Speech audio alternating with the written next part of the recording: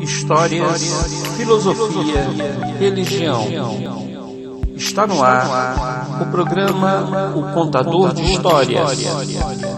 Apresentação: Paulo H.C. Gonçalves. A alma, no instante da morte, volta a ser espírito, isto é, volta ao mundo dos espíritos, onde se apartara momentaneamente. A alma, após a morte, conserva a sua individualidade. Ela percebe essa individualidade, pois conserva um fluido que lhe é próprio, haurido na atmosfera do seu planeta e que guarda a aparência de sua última encarnação. Esse fluido é o perispírito. A alma nada leva consigo deste mundo, a não ser a lembrança e o desejo de ir para um mundo melhor, lembrança cheia de doçura ou de amargura, conforme o uso que ela fez da vida. Quanto mais pura for, melhor compreenderá a futilidade do que deixa na terra. Alguns opinam que após a morte a alma retorna ao todo universal, mas o conjunto dos espíritos não forma um todo, não constitui um mundo completo. Quando está numa assembleia, és parte integrante dela, mas, não obstante, conserva sempre a tua individualidade. Se as almas se confundissem num amalgama, só teria as qualidades do conjunto, careceria de inteligência e de qualidades pessoais. Quanto ao contrário, em todas as comunicações, denotam ter consciência do seu eu e vontade própria. A individualidade infinita que se apresenta sob todos os aspectos é a consequência mesma de constituírem individualidades diversas.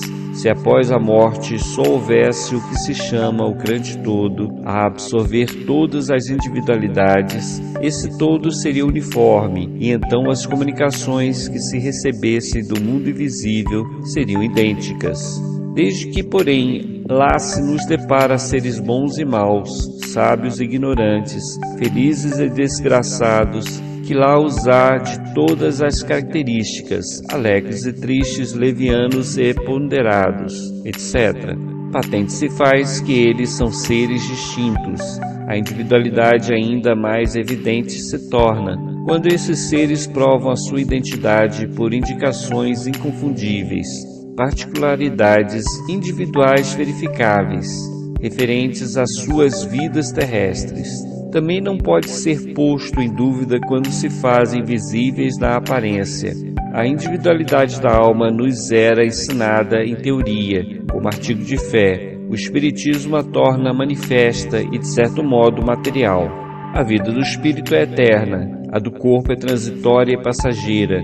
Quando o corpo morre, a alma retorna à vida eterna. Não é dolorosa a separação da alma e do corpo. O corpo quase sempre sofre mais durante a vida do que no momento da morte. A alma nenhuma parte toma nisso.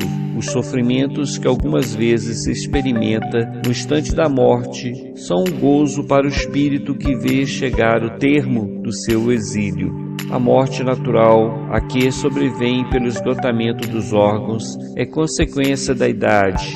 O homem deixa a vida sem o perceber. É uma lâmpada que se apaga por falta de óleo.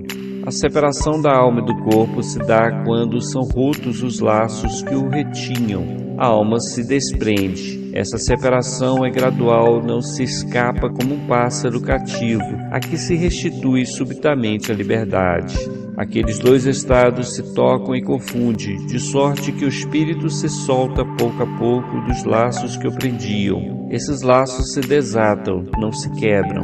Durante a vida, o espírito se acha preso ao corpo pelo seu envoltório semimaterial ou perispírito. A morte é a destruição do corpo somente, não a deste outro envoltório, que do corpo se separa quando cessa nesta a vida orgânica.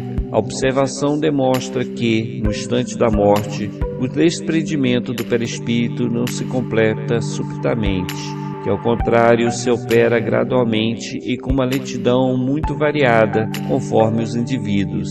Em uns é bastante rápido, podendo dizer-se que no momento da morte é mais ou menos o da libertação.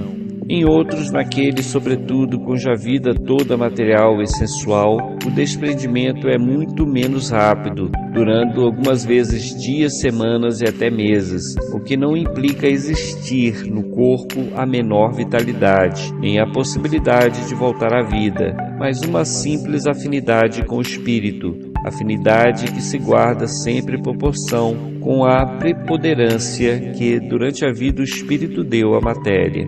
É com efeito racional conceber-se que quanto mais o espírito se acha identificado com a matéria, tanto mais penosa lhe seja a separação dela, ao passo que a atividade intelectual e moral, a elevação dos pensamentos operam um começo de desprendimento, mesmo durante a vida do corpo, de modo que ao chegar à morte, ele é quase instantâneo. Tal o resultado dos estudos feitos em todos os indivíduos que se tem podido observar por ocasião da morte. Essa observação ainda prova que a afinidade persiste entre a alma e o corpo em certos indivíduos.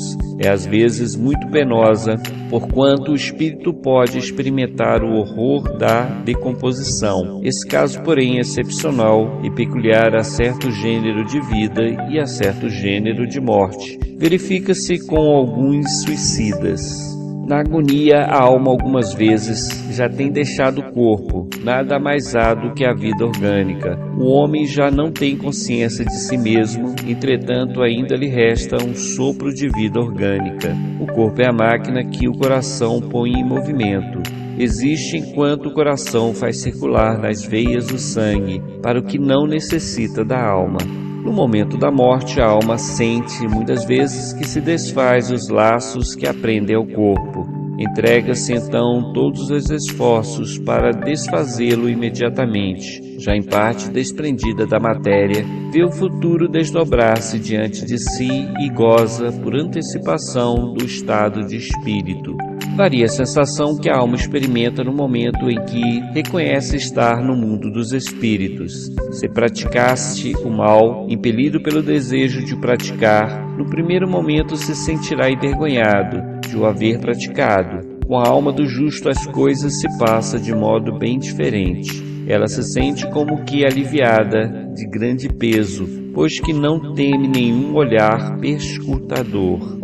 O espírito se encontra imediatamente com os seus conhecidos na terra e que morreram antes dele, conforme a afeição que lhes voltava e a que eles lhe consagravam. Muitas vezes aqueles seus conhecidos o vêm receber a entrada do mundo dos espíritos e o ajudam a desligar-se das faixas da matéria. Encontra-se também com muitos dos que conheceu e perdeu de vista durante a vida terrena. Vê os que estão na erraticidade como vê os encarnados e os vai visitar. No caso de morte violenta e acidental, quando os órgãos ainda se não enfraqueceram em consequência da idade ou das moléstias, a separação da alma e a cessação da vida ocorrem simultaneamente, mas em todos os casos muito breve é o instante que medeia entre uma e outra. Após a decapitação, por exemplo, conserva o homem por alguns instantes a consciência de si mesmo, até que a vida orgânica se tenha extinguido completamente. Mas também, quase sempre, a separação da morte lhe faz perder aquela consciência antes do momento do suplício. Trata-se aqui da consciência que o supliciante pode ter de si mesmo, como homem e por intermédio dos órgãos e não como espírito. Se não perdeu essa consciência antes do suplício, pode conservá-la por alguns breves instantes. Ela, porém, cessa necessariamente com a vida orgânica do cérebro, o que não quer dizer que o perispírito esteja inteiramente separado do corpo. Ao contrário, em todos os casos de morte violenta, quando a morte não resulta da extinção gradual das forças vitais, mais tenazes são os laços que prendem o corpo ao perispírito e, portanto, mais lento o desprendimento completo. A alma não tem consciência de si mesma imediatamente, depois de deixar o corpo. Normalmente a alma passa algum tempo em estado de perturbação. Essa perturbação depende da elevação de cada um. Aquele que já está purificado se reconhece quase imediatamente, pois que se libertou da matéria antes que cessasse a vida do corpo, enquanto que o homem carnal, Aquele cuja consciência ainda não está pura, guarda por muito mais tempo a impressão da matéria. O conhecimento do Espiritismo exerce influência muito grande sobre a duração mais ou menos longa da perturbação, mas a prática do bem e a consciência pura são o que maior influência exercem. Por ocasião da morte, tudo a princípio é confuso. De algum tempo precisa a alma para entrar no conhecimento de si mesma. Ela se acha como que aturdida no estado de uma pessoa que despertou de profundo sono e procura se orientar sobre a sua situação. A lucidez das ideias e a memória do passado lhe voltam, à medida que se apaga a influência da matéria que ela acaba de abandonar, e à medida que se dissipa a espécie de névoa que obscurece os pensamentos. Muito variado é o tempo que dura a perturbação que se segue à morte. Pode ser de algumas horas, como também de muitos meses e até muitos anos. Aquela perturbação apresenta circunstâncias especiais, de acordo com as características dos indivíduos e principalmente com o gênero de morte. Nos casos de morte violenta, por suicídio, suplício, acidente, apoplexia, ferimento, etc., o espírito fica surpreendido, espantado e não acredita estar morto.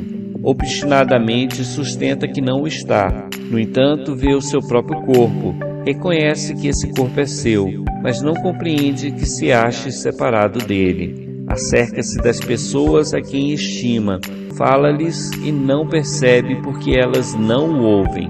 Semelhante ilusão se prolonga até o completo desprendimento do perispírito. Só então o espírito se reconhece como tal e compreende que não pertence mais ao número dos vivos. Esse fenômeno se explica facilmente. Surpreendido de improviso pela morte, o espírito fica atordoado com a brusca mudança que nele se opera.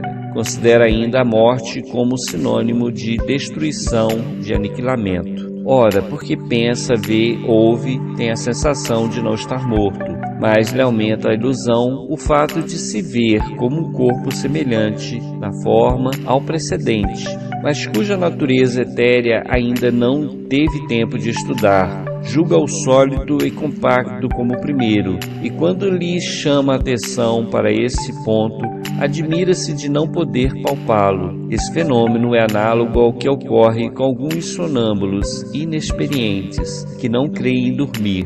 É que tem sono por sinônimo de suspensão das faculdades.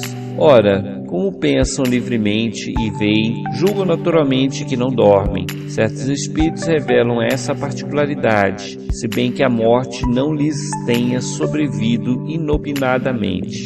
Todavia, sempre mais generalizada se apresenta entre os que, embora doente, não pensam em morrer. Observa-se então o singular espetáculo de um espírito assistir a seu próprio enterro, como se fosse a de um estranho, falando deste ato como de coisa que não lhe diz respeito até no momento em que compreende a verdade. A perturbação que se segue à morte nada tem de penosa para o homem de bem, que se conserva calmo, semelhante em tudo a quem acompanha as fases de um tranquilo despertar. Para aquele cuja consciência ainda não está pura, a perturbação é cheia de ansiedade e de angústia. Nos casos de morte coletiva, tem sido observado que todos que perecem ao mesmo tempo nem sempre tornam a ver-se logo. Presas de perturbação que se segue à morte, cada um vai para seu lado, ou só se preocupam com os que lhe interessam. O presente material destina-se à Escola de Evangelização da Casa Maria de Nazaré. Trata-se de um resumo com pequenas alterações do capítulo 3, segunda parte, do Livro dos Espíritos de Allan Kardec. Sugerimos a leitura do texto original para maior aproveitamento do presente conteúdo.